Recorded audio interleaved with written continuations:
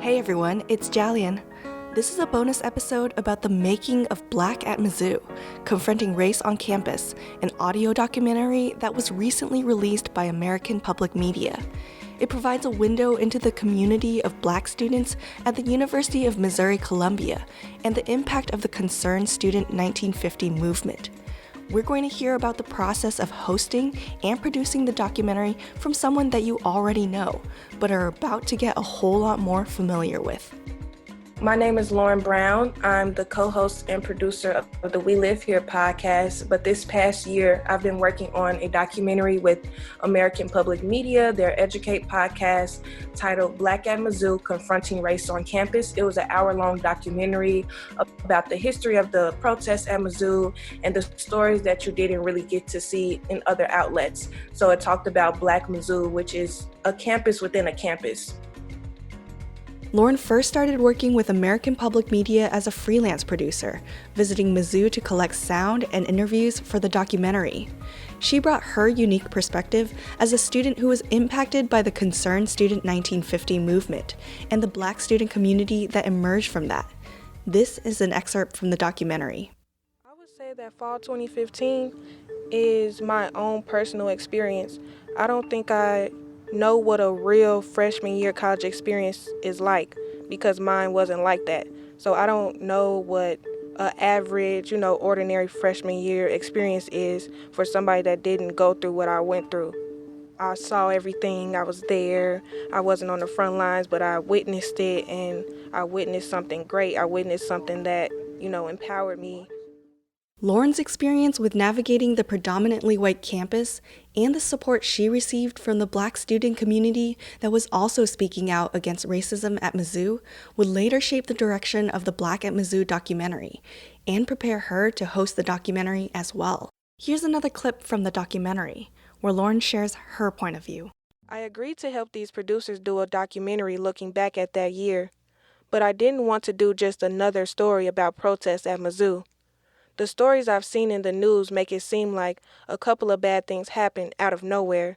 Then there were protests and things went back to normal. But that's not what I saw. I saw students put their grades on the line, their jobs, their reputations, so they could tell people what was really going on at their school. And that's what I want to tell you about. What it's like to be a Black student on a predominantly white campus, because this is the same reality Black students face all over the country. I want to tell you what we went through and how we took care of each other and how we built a community for ourselves that we call Black Mizzou. So on this bonus episode, we'll ask Lauren about what it was like to host and produce Black at Mizzou, how her experiences as a Black Mizzou student informed her approach as a storyteller, and what advice she has for young Black girls and journalists who might follow in her footsteps. From St. Louis Public Radio and PRX, this is We Live Here.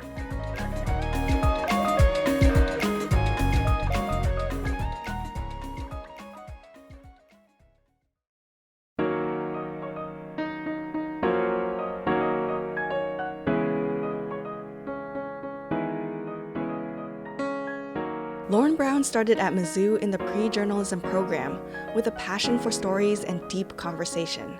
And at the center of We Live Here's approach to covering topics related to race and class is storytelling.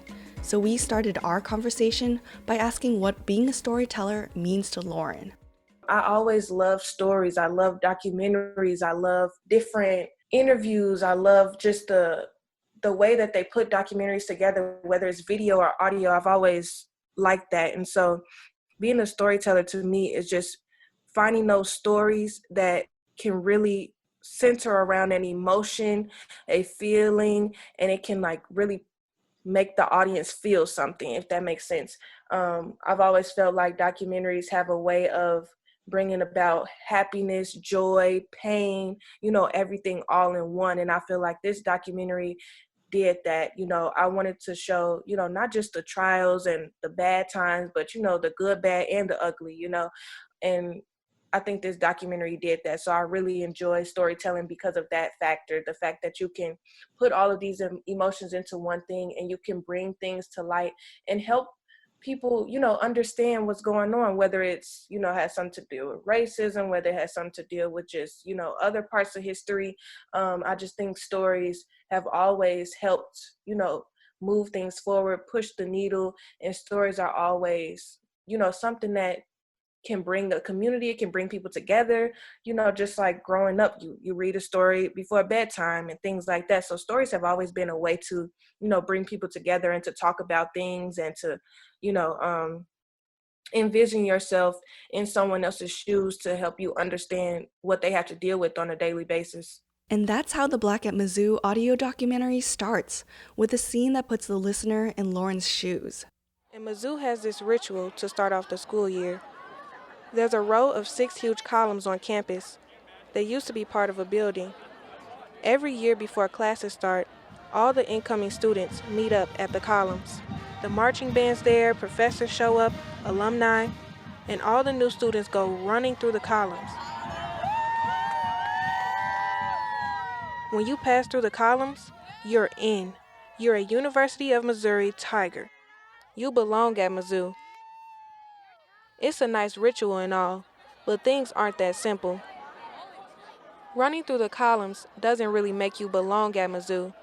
If you're a Black student, like me, belonging on a predominantly white campus isn't that easy.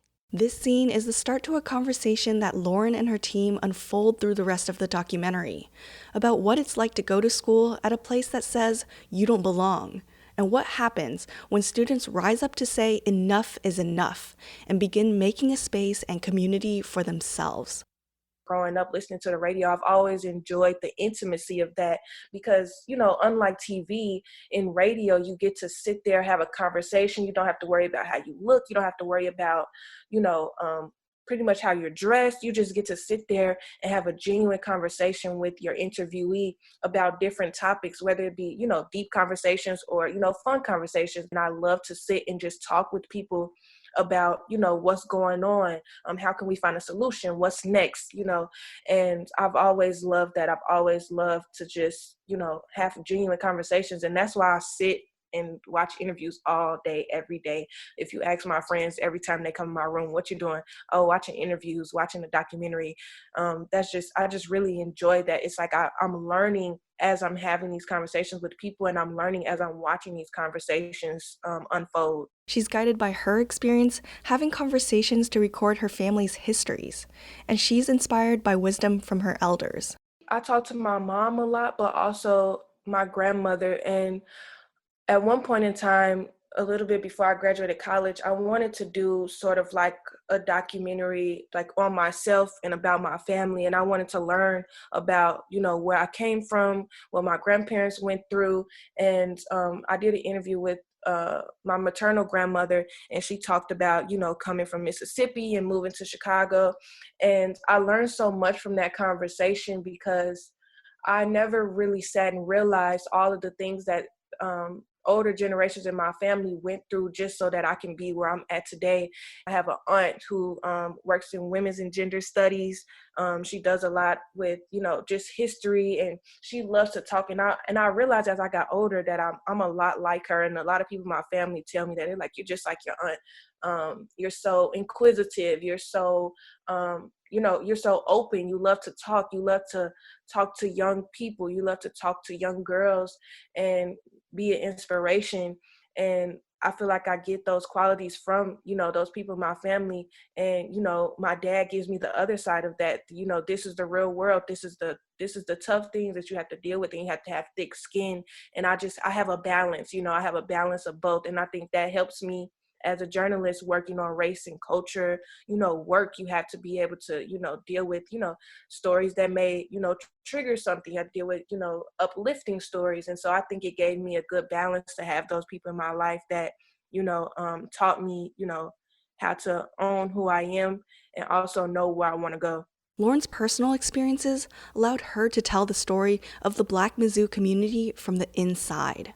I was hoping that the story of Black Mizzou wouldn't get left behind. It's so many stories from other outlets that are about, this is what happened at Mizzou's campus. A system president resigned and the football team threatened not to play and the school was going to lose a lot of money. But what about what was happening day to day, week to week, month to month, year to year on that campus with Black students? You know what I mean? Like, I feel like the stories just talked about all of the bad things and, this is what they had to go through. But it was also so much was built during that time. I met so many people. I gained so many friends. I gained so much knowledge about who I am and what being Black means to me. And I didn't want that story to get lost anymore. Nobody did the story of a student that wasn't in the movement, but was so appreciative of the movement and was so appreciative of what she saw and what she learned, and even had her own story entangled within it.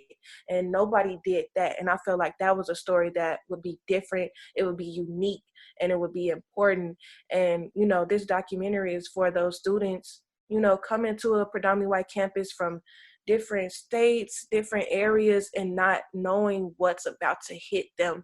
And I wish that I had this documentary and just people in general that could have told me, this is what you might experience. This is the adversity that might come, and just to have the tools, just to be prepared. I think that this documentary was definitely for, Black students that are entering college now at predominantly white campuses across the country, that, this is a reality that we face. And, it's sad to say that it shouldn't have to be that way, but, I've always wanted to be truthful, honest, and authentic. And that's an authentic story. This is what we deal with every day. And if you choose to go to predominantly white campus, this is something that you 9 times out of 10 will definitely have to deal with. Here's Lauren reflecting in the documentary on how the Concerned Student 1950 movement impacted her. I wasn't in Concerned Student 1950, but I still felt their pain and I felt like I was a part of it too. Even though I wasn't in that group, they did something for me. They gave me a voice. A lot of people don't feel like they're strong enough to, be the front person. And so that group kind of gave us something to hold on to, like, okay, you're here for me, you're here for me. And so a lot of the Black students, even if they weren't my friends, we started talking, hanging out, I think the feeling lasted for the rest of my time here. I always felt like this is Black Mizzou. I belong here. These are my people. And I think I had a new meaning to my own life as a Black woman, and just being on this campus in general, and just being in this country, in this world. I realized that this is just a small place, but the world is kind of just like this place. So it kind of gave me a little more confidence, a little more strength to be like, okay, I'm Black, I'm a Black woman, and I'm going to be fine. At a time when traditional notions about journalistic objectivity are being called into question, Black journalists are leading the charge for news outlets to adhere to standards of accountability, fairness, ethics, and transparency in a way that makes their own lived experiences an asset rather than a liability. And even though journalists are not traditionally supposed to be part of the story, Black reporters who cover race in America are directly impacted by the topics they cover. During this documentary, at first I was just supposed to, be a freelancer, help produce it, do a couple of interviews when they couldn't travel to Missouri. And so when I got a part of it, it was like I was halfway journalist, but halfway just a regular person, just, talking about my story and my life.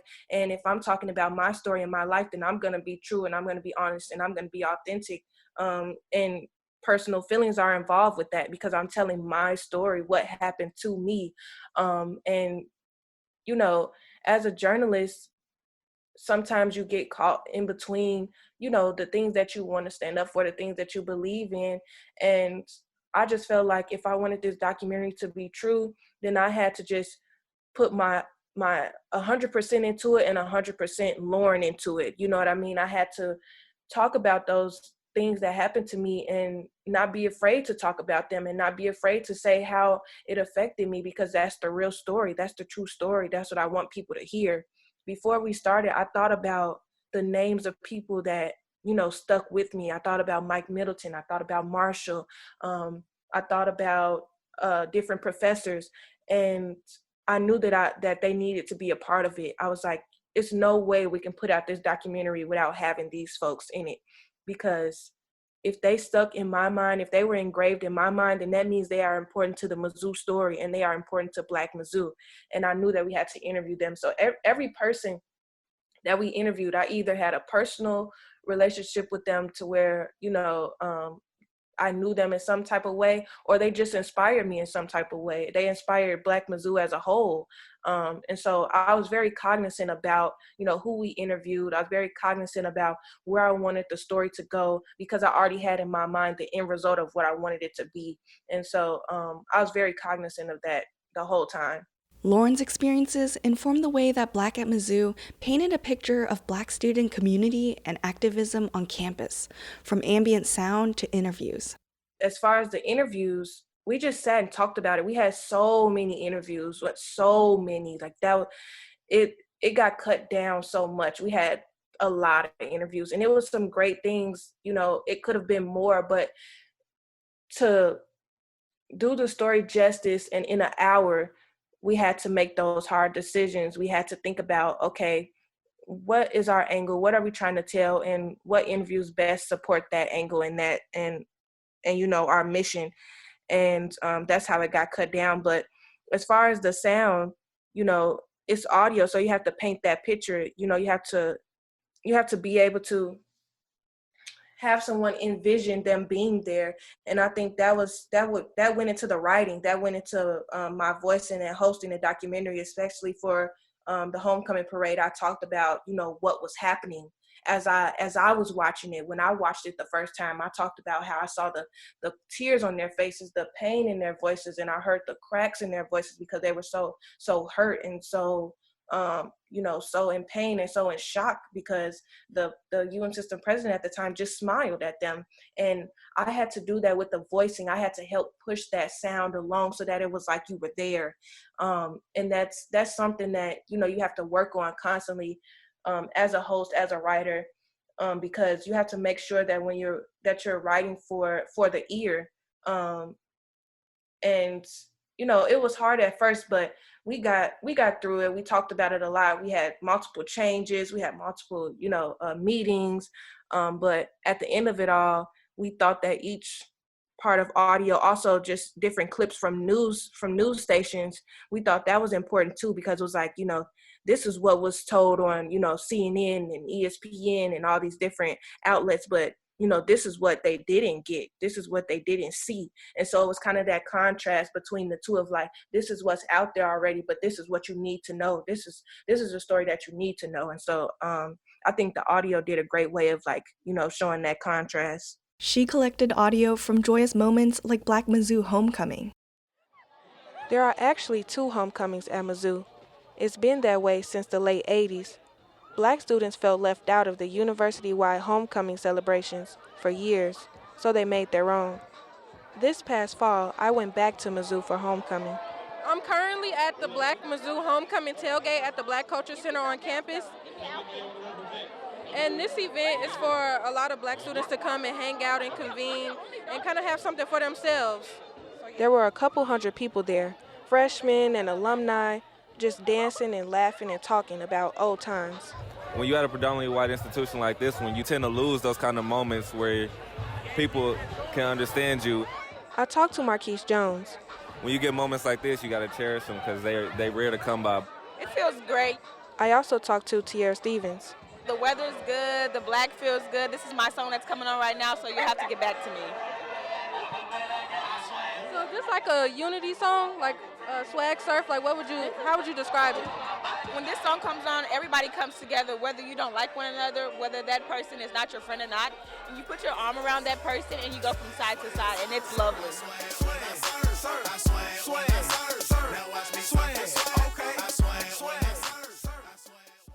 But she also conducted more serious and striking interviews with people like Marshall Allen, a member of Concerned Student 1950, and the former president of the Legion of Black Collegians, the nation's only Black student government. What is going on today, how Black students are being treated, how they feel out of place and uncomfortable. It's not a one-time thing. It's a history of this. We're bringing that to you so that you can understand the context behind it. We're not just mad, right, for no reason. These are a multitude of situations, of occurrences, of happenings going on that we're bringing attention to. Lauren's storytelling instincts informed the documentary, partly because of the support and trust that her production team put in her voice. When I first started working on the documentary, I was the only Black person working on it. And, I've said this before, I felt such a weight being the only Black person. It's like, man, all of these different topics, it's kind of hard for me to talk about them and not have, another person to help me through it. Towards the middle end of the documentary, another person was added, Savvy Robinson. But APM, they really let me be me. They really let me know that my voice was important. They really let me know that I mattered and that the story mattered. And anything that I said, they were like, you know what, you're right. If I brought up something that I was like, I'm not so sure, they were like, you know what, you're right. You know what, that makes so much more sense. And I think that if you're a Black journalist and you're working on these stories and you have people that don't look like you, they have to be able to value your opinion, value your ideas, and value your creativity. Because if they don't, then the story will be so unbalanced. I don't think that a white person or a white student could have told this story, because the story is about Black Mizzou. It's about being Black at Mizzou, and nobody else could tell that story in the same way. But if you have those producers, they have to be able to, value you. And I was so thankful that they did that. It kind of came as a shock a little bit in the beginning, because, sometimes in this industry, it's a lot of people that doubt you and doubt your ideas and doubt your creativity and doubt your voice. And I was so grateful that they were so open and so willing to allow me to be me and tell the story how I wanted to tell it. Producers know that for every finished piece of media, there's a mountain of content that you need to wade through. But Lauren kept her team on track by centering the documentary on the Black Mizzou community, even when that meant making hard decisions to cut profound conversations. We did a lot of interviews with, a couple students just on campus. We talked to people a lot about Black Mizzou, and it was just so many it was just so many interviews. Like, when I tell you we interviewed so many people, but it was an interview with the professor, Stephanie Shonikin. She actually has a little clip in the Billboard, but she talked a lot about how, when she left Mizzou and went to a new university to work, she didn't see anything like Black Mizzou. She said Black Mizzou is something that can't be created again. It's something that's, unique and special to Mizzou. She hasn't seen a family, a community, a group of students like that anywhere else. And I thought that was so important. And we have a little tiny clip of it in the Billboard, like I said, but it was so much more to that I thought could have made the documentary. But the interviews that we put in there, it was able to show that in its own way without somebody actually saying it. So we had to go through that. But it was like, we needed to stick to the Black Mizzou mission, the Black Mizzou story. That creative dialogue led to Lauren becoming the host for Black at Mizzou. Once I became a part of the documentary and I told my story about, what happened to me specifically and, how I felt about the Concerned Student 1950 movement, we just talked about it, and they were like, you're in this story like so much, the conversations I had with Marshall, the conversations I had with Mike Middleton, it was just like, you should be the voice that carries it along. You should be the voice that hosts the documentary and transitions from the thing to thing, because it's so much your voice, it's so much your story, and only you can tell it.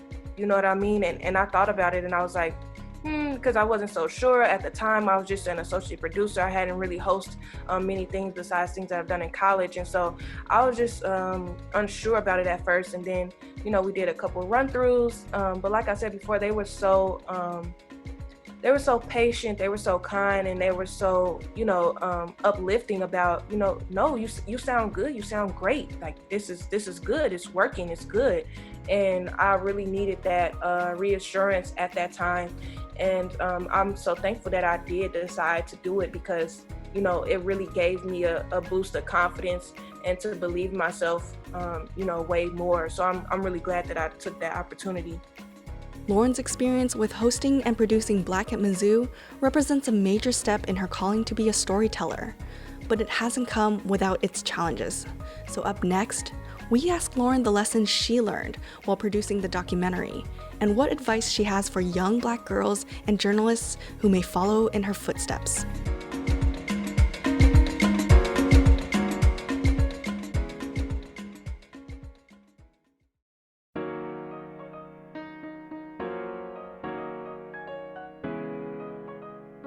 Black at Mizzou, Confronting Race on Campus was released by APM Reports as part of the Educate podcast and on its website earlier this month.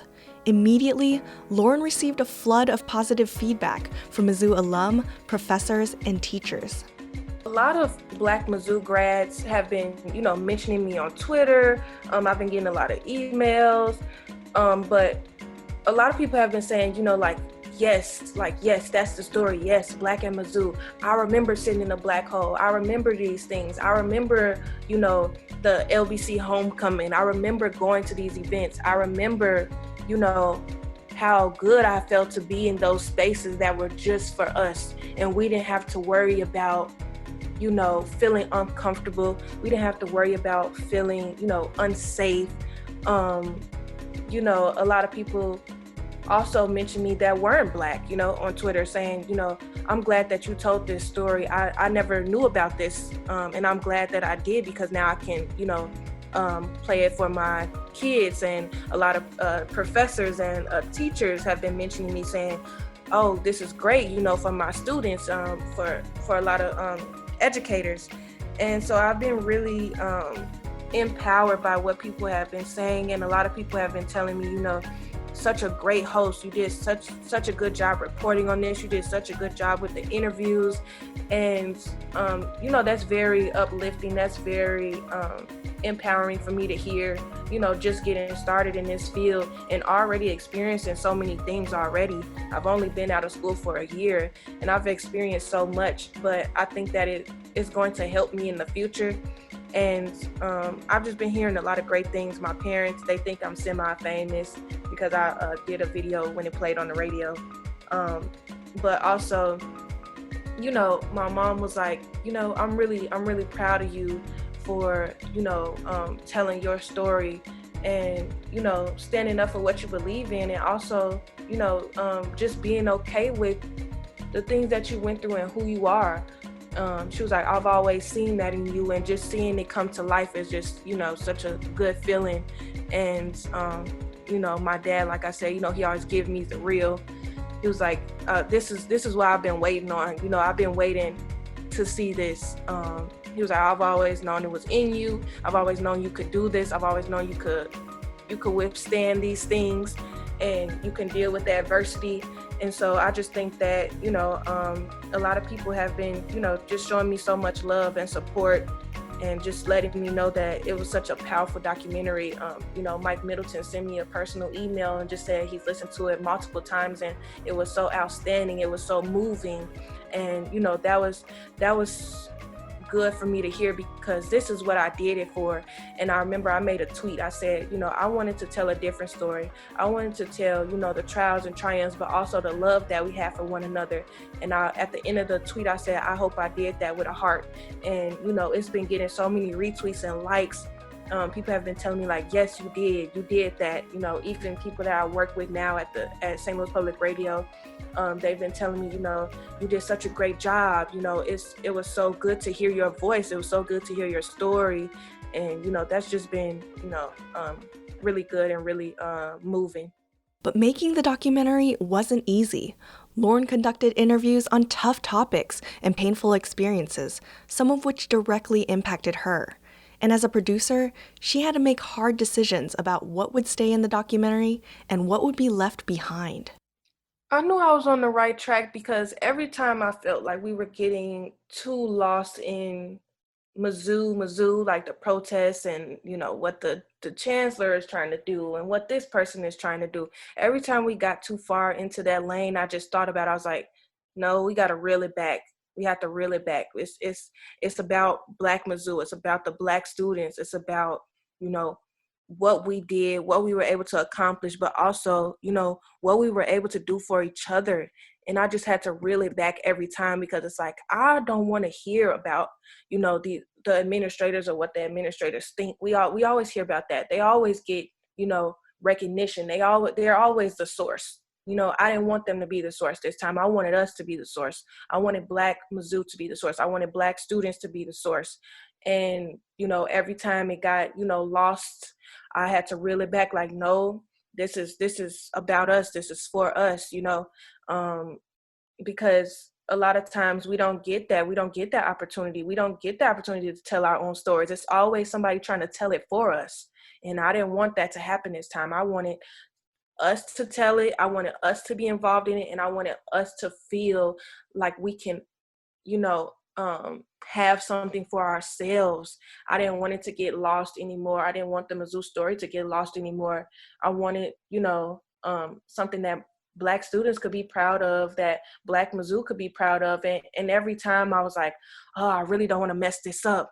I would tell them all the time, I don't want to mess this up. I don't want to, you know, I don't want Black Mizzou to be mad at me. And I don't know what, a whole bunch of people was going to be mad at me. I didn't know what was going through my mind, but I really just wanted to do it justice. I wanted to do the story justice. I wanted to, you know, get the story right.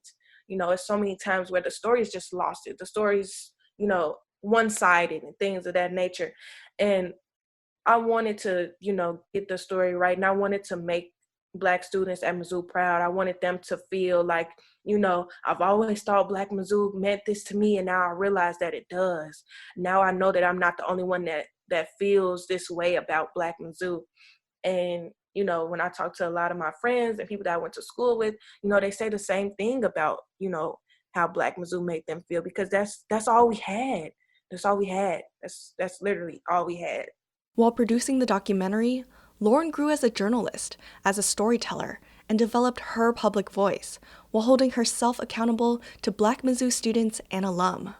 I think that this documentary just showed me that when I'm in these spaces and when I'm working with people who may not look like me, but I'm working on a story, you know, that's about my culture, that, you know, I'm not afraid to tell them my ideas. I'm not afraid to show them, you know, here's some creative ways we can do this. I think that's really something that I needed, being, you know, straight out of college and getting into this field. I needed to be okay with that. And for a long time, I felt like I was. You know, a lot of times you feel like, yeah, I can do this. Yeah, I'm confident. You know, I can do anything. I'm confident.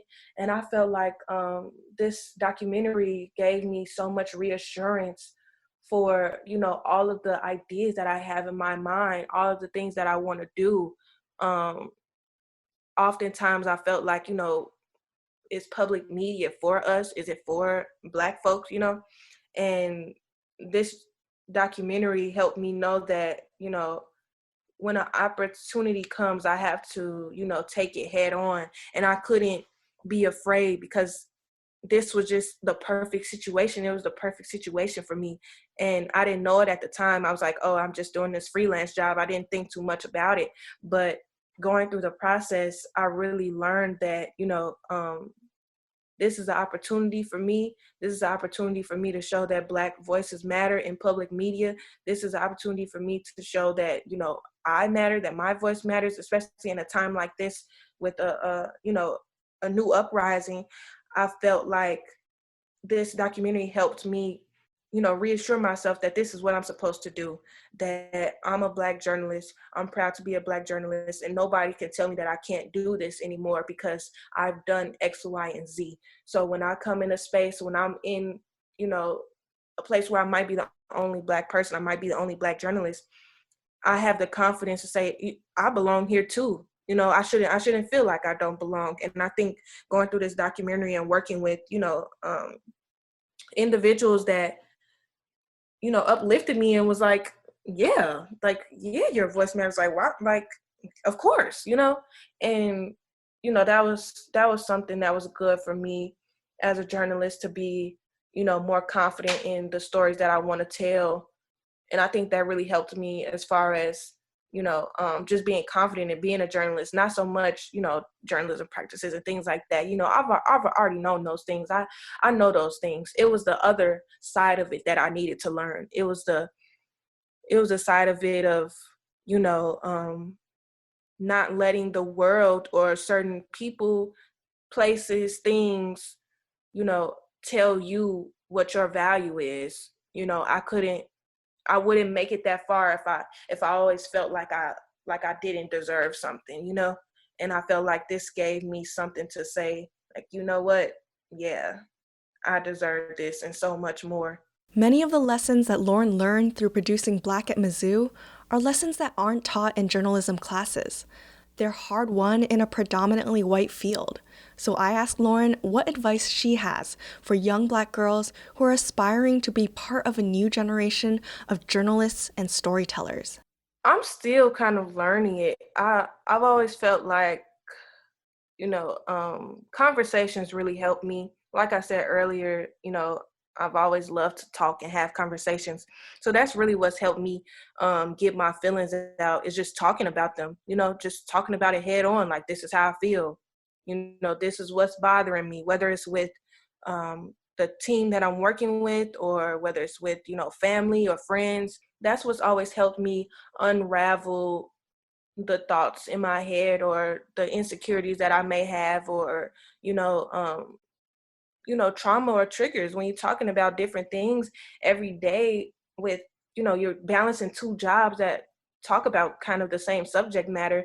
And it's like every day I'm talking about what Black people don't have, what Black people had to endure, what Black people are still having to endure. It's like, man, like, gosh, can we stop talking about this already? Can it just be better? Can it just be a better place for us? And I think that also is what pushes me forward, because it's like, that means I have more work to do. That means I have more stories to tell. And I think younger Black journalists should always think about, you know, who are they doing this for? Why are you doing this? Why is it important to you?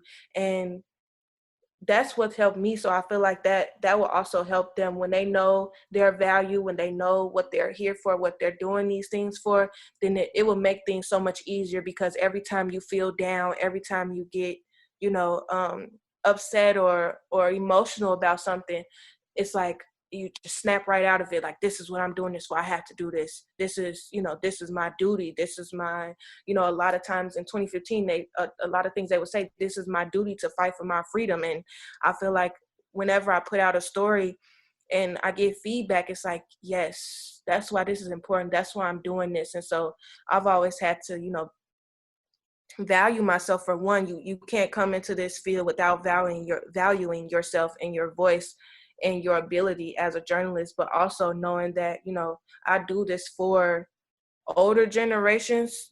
I do this for the next generation. I do this for my generation. You know what I mean?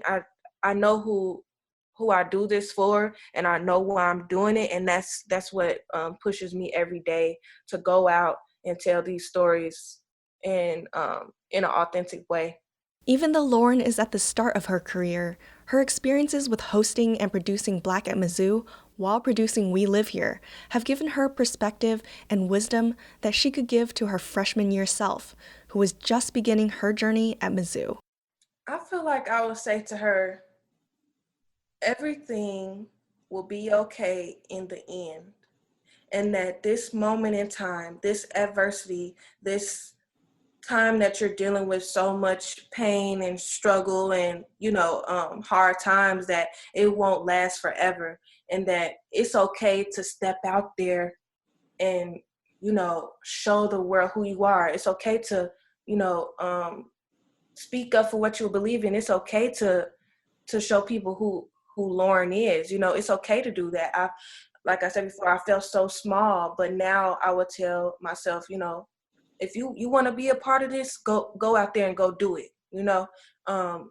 Watching on the sidelines was good for me at the time, because, I learned so much. But if I already came in with those tools, if I already came in with that mindset, if I already came in, ready, I think that it it would have been so much better for me. So I would tell myself to, step out on faith and go out there and do exactly what you want to do, exactly what you dream about, exactly what you write about, exactly what you tell people about every day.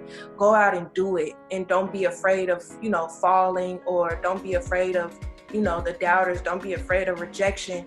Just go out there and do it and keep working at it until you achieve it. And don't worry about, what things might fall by the wayside, what people you might lose, what things you might lose, and just focus on you, focus on what you want, what you need, and what your goals are, and just step out there and do it.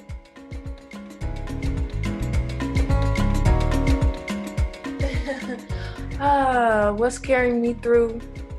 I know I've been saying this so many times, but it really is conversations. I know I keep repeating myself, but it's true. Having conversations with people, learning from people, learning about things that I didn't know about, and just feeling confident, man. It's like a lot of times it's so much stacked against us to where you feel so discouraged, you feel so like you're just stuck in this one place. And I think having conversations with older generations and their wisdom and the things that I've learned from so many people along the way, I think it's just helping me get through these times when it's so much to see. It's so many things, traumatic things that you can see on social media, on the internet. And it's just like, man, these things are still happening, but, we're a new generation, and it's a new time. And if we're going to go out there and do it, we're going to do it. And I think that's what's carrying me through, just seeing how much people are learning from the past and making sure that the past doesn't continue to repeat itself.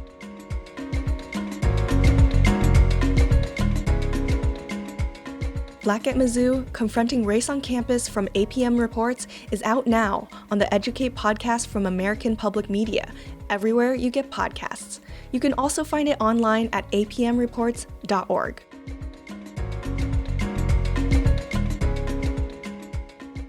This show is produced by me, Jialian Yang, and my amazing co-producer, Lauren Brown. From St. Louis Public Radio and PRX, this is We Live Here.